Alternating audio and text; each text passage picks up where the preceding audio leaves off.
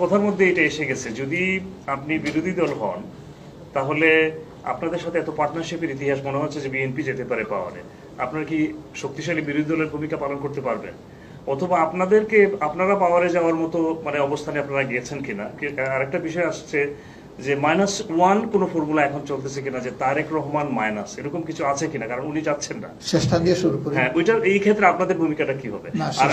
আর একটু যোগ করে দিই, বাংলাদেশে আওয়ামী লীগহীন কি শক্তিশালী বিরোধী দল হবে কিনা? কারণ আপনি জামাত বিএনপি অনেকটা কাছাকাছি, তাহলে আসলে কি একটা শক্তিশালী বিরোধী দল হবে কিনা? কারণ ডেমোক্রেসির জন্য তো বিরোধী দল দরকার আছে। দরকার, অবশ্যই দরকার।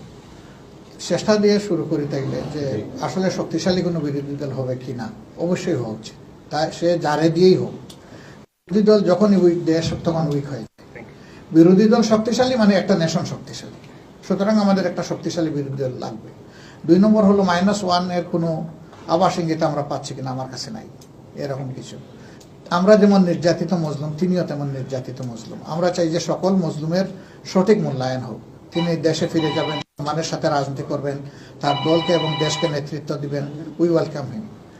এরপরে আপনি বলেছেন যে আমাদের দ্বারা আমরা যদি বিরোধী দলে বসি তাইলে আমরা শক্তিশালী বিরোধী দল হতে পারবো কিনা। আমরা আওয়ামী লীগের চাপ যখন সহ্য করতে পেরেছি, তখন সংসদের চাপ আশা করি সহ্য করতে পারবো। Thank you. এখানে আছেন, আপনি একটি বৃহৎ দলের আমির।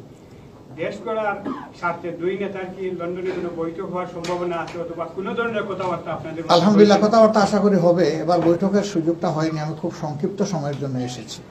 একটা পসিবিলিটি আছে আগামী জানুয়ারিতে আসার, ইনশাআল্লাহ মন ভরে বসবো, আমরা পরস্পরকে জানবো এবং দেশের জন্য আমরা আশা করি। সম্পূরক একটা প্রশ্ন করে শরীফ ভাই, বিএনপির সাথে আগামী নির্বাচনে আপনাদের কি যুগপথ বা ঐক্যবদ্ধ নির্বাচনে? আগে নির্বাচন কমিশনটা গঠন হয়ে যাক, যারা নির্বাচনের তালিকায় অন্তর্ভুক্ত হতে পারে নাই তারা হোক, যারা ভুলভাল ভাবে ভোটার হয়ে একাধিক জায়গায় বসেছে আরে তাদের ছাঁটাই বাছাই এবং পরিষ্কার পরিচ্ছন্ন হোক, এটা একটা কথা। 2 নম্বর হলো যে ডেমোক্রেসির সৌন্দর্য হচ্ছে যে ডেমোক্রেসিতে যেমন একটা কনসিস্টেন্ট রুলিং পার্টি থাকবে, তার পাশাপাশি একটা শক্তিশালী বিরোধী দলও লাগবে।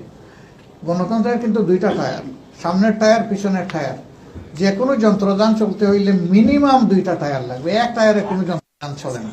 তো আমরা হয়তো বা একসাথেও করতে পারি, আলাদাও থাকতে পারি।